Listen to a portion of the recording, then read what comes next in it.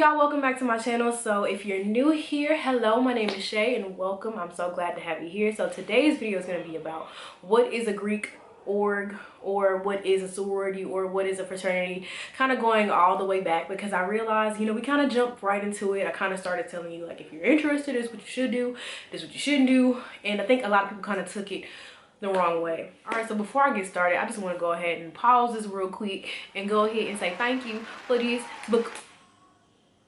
Okay, clumsy.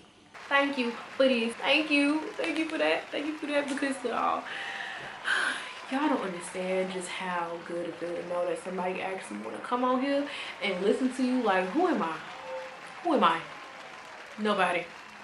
Like, I'm just I'm a regular old person that decided to join the Greek organization like everybody else. I'm a regular old person that decided to go to law school. Regular old person that just decided to come on and go to, start doing YouTube videos. Like, I'm just a regular person. And so to have 8,000 people that actually just want to listen to me, like, that's crazy. This is the only social media platform where I have 8,000 people. Shameless plug, go ahead and hit that subscribe button and follow me and all that good stuff up there. But greatly appreciate it. Not gonna take up too much of y'all time. I just want to know, thank you. Just for clarification, a lot of times I don't go back and watch my videos, so sometimes people will comment certain things and I'll respond to comments, and it's like, okay, well, you said this, that, and next, so you have a clearer, I guess, or a more recent, interpretation of what I've said, and I didn't go back and watch the video because I just have a thing about it where I don't go back and watch my videos. I don't know if it's just me or if it's other people too. I don't. So basically, with that being said, I'll respond, but sometimes I'm kind of not knowing exactly, I guess, what you're taking from it, because when I did the video, when I first watched it back to record, my intentions were never to be negative with pretty much anything that I've done. Like, I don't ever have negative intentions on doing things, because I'm a firm believer in karma, and I don't think that this is the platform to do something like that, to do something so malicious and negative and, be so just rude for no reason. Like, that's not me. So with that being said, I'm gonna kind of take it back to the basics. We're gonna go all the way back and we're gonna just discuss everything from, like, what is an organization, not what is an organization, but like, what is a sorority, where did the whole Greek thing come from, and I think let's go ahead and get right into it right now. What is a sorority? What is a fraternity? I actually looked up the actual definition. So, like, if you actually Google, like, what is a sorority or what is a fraternity, and it says it's a society for female, and I guess fraternity will pop up for males, but it's a society for female students in a university or college, typically for social purposes. So that is the definition, textbook Google definition of what a sorority is. So basically, it's saying that it's an organization created for social purposes. Now, we do a lot of other things. Like, my organization is built on, community service and giving back to the community and things like that. So we all have our own aspects of other things that we do, but it's mostly a social organization, right? So that's what a sorority is, a fraternity is, and then we all come together to create, like, our different councils and things like that. So I saw somebody comment recently and they said, what is a sorority? Help me understand that. Now, I've seen this before and I wasn't too sure this time if they were, like, being sarcastic or whatever, but I've seen the comment before, so I was like, let me go ahead and kind of just break it down, from the beginning. This is what it is. This is how we got here. So another thing that I hear often is people are confused in the fact that we use the term Greeks or the word Greeks to describe ourselves, or we just say, like, are you Greek? I'm Greek, blah, blah, blah. Like, people kind of take it and run with it. Like, and I apologize for any noise you hear in the background. It's my brother's birthday, so he's doing a lot. And also, I'm a little congested still. My allergies have been set tripping on me recently, so this is what we dealing with. So people will hear me say, so, or like even in the title of that first video, so you want to be Greek. People will see the term Greek and they kind of run with it. Like, I've seen somebody say that it was ignorant to use the term Greek, and I'm like, bro, I'm pretty sure you said some ignorant stuff too. And this comment was actually kind of ignorant, to be honest, but I mean, that's neither here nor there. So when we say Greek, we basically mean that we are members of a Greek lettered organization. Now, this does not necessarily mean that we're just in a Black Greek lettered organization. It just means that in general, we are members of a Greek lettered organization. Doesn't matter if it's social, if it's D9, if it's MPC, if it's what is it, IPC, if it's MGC, like whatever the different councils are. It doesn't matter which council you're a member of. It's just saying, are you a member of a Greek organization. So instead of me sitting up here and saying that every time, the people before me, you know, have condensed it to Greek. So it's like, are you Greek? I'm not asking you, are you Greek? It's like, are you a member of a Greek organization? Your answer would be yes or no accordingly, right? Nothing more, nothing less. So hopefully that kind of alleviates all the need for people to leave those kind of comments, because it's like, bro, I never said I was. Who said that? Who had been saying that? Who said that? Who said that? Who said that? Who said that? It wasn't me. Anyway, so where did the whole Greek letter organization thing come from? If you are interested in Greek life, this will be a time for you to actually go ahead and research. If you're not, then I'll go ahead and I did it for you. Basically, the first Greek organization was Phi Beta Kappa, and I'm not gonna go too deep into their history because that really don't have nothing to do with me. So the first Greek organization was Phi Beta Kappa, and this organization was founded by this guy a long time ago, like in 1770s. And basically what happened was, back then they had a lot of different organizations or secret societies, but they were Latin letter orgs. So basic, you know, the ABC, basic ABCs. So let's say I wanted to have a group called Black Girls Rock. It'll be BGR, right? Nothing more, nothing less. So this guy, he was interested in being in an organization. He actually got denied from 2, I believe. And then once he got denied, he took it upon himself to create an organization that was a little more prestigious, that he of course could get in because he created it, and it was just something that he wanted to be in. So voila, you know, Greek letter organizations come around. So he wanted something fancier than just regular letters. He chose the Greek letters. Cool. Then of course from there, you know, there was this thing called racism.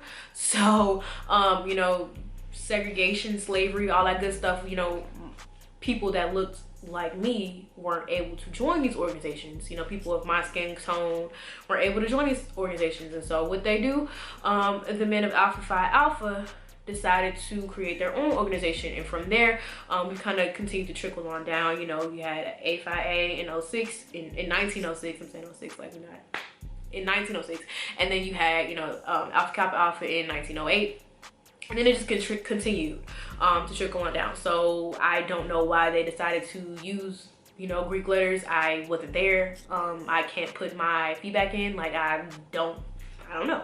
So they did that, and from there it just kind of continued to go about. So voila, here we are today with, you know, all these different Greek organizations. And yeah, so that's where that comes from. So with all that being said, the next question will come about, like, are there other Greek organizations that are not like social orgs?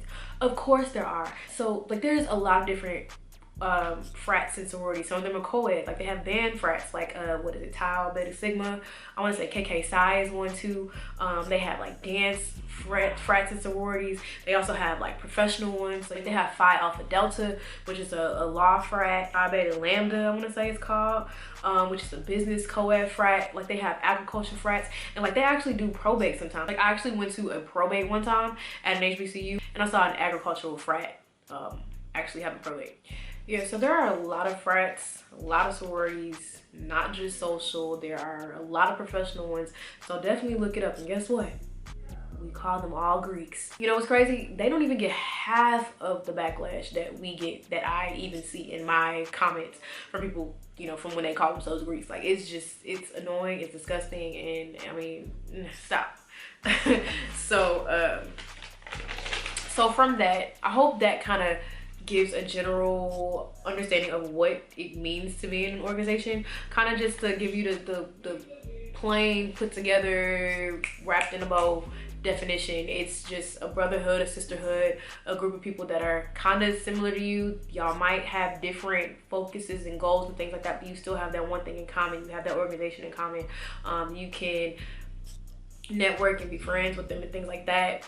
And kind of similar, think about like whenever you were in high school, like for example, like a dance team or like a football team, you gotta try out, right?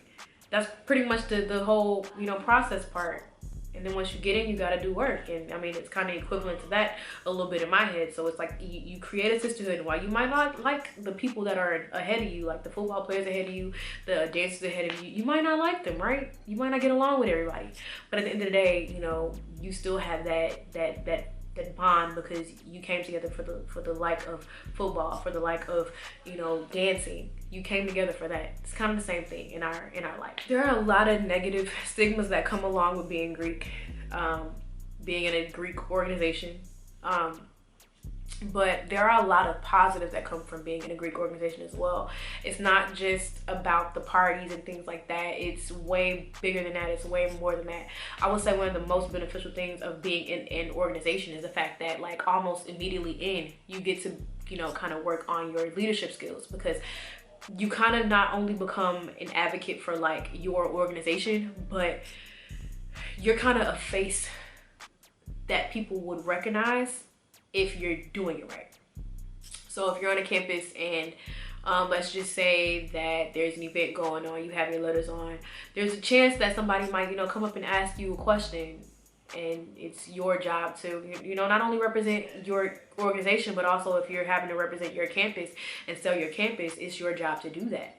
And so in a way, you're stepping up into leadership positions that you don't even know that you're taking on. You're technically now an ambassador of your campus. See how that works? And so if you were like me as well, when I joined my organization, I was actually put into not two but three different positions, like just straight off the bat. I was the vice president, I was kind of like, I was a secretary, and I was also like the photo taker. We call it reporter to the Ivy Leaf, and that basically means that like any events that we had going on, and I would send them out for publicity and things like that. So I had a lot of different leadership roles straight off the bat. And so, you know, not in addition to what I already was taking on, you know, just as a participating member of, you know, different organizations in my school, just off the bat. So that kind of gives you room to develop, which is always great, because at the end of the day, we come to school to become educated, and we also come to school to eventually find employment in whatever field it is that we're looking for, right?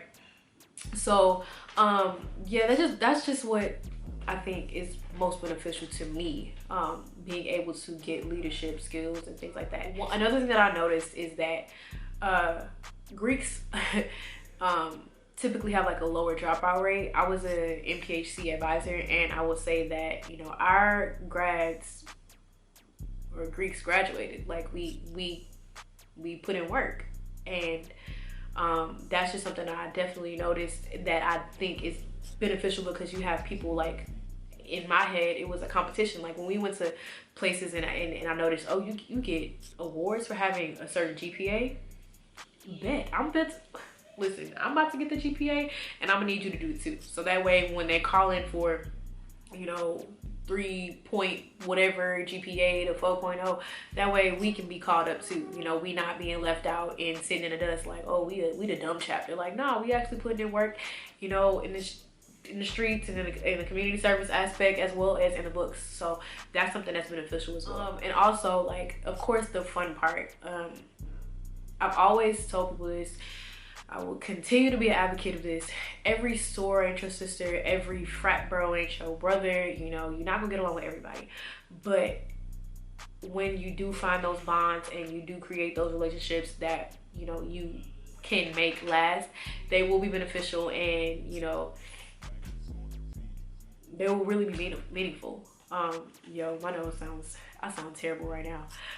But you know, when you do create those bonds and you do find those people that you really get along with and that you like and things like that, like it'll be a whole different feeling of like happiness, because it's like these people will really become like the people that you go to every event with. And it might not sound like there's a lot of Greek events, but like at a lot of times you'll be moving as a unit, like.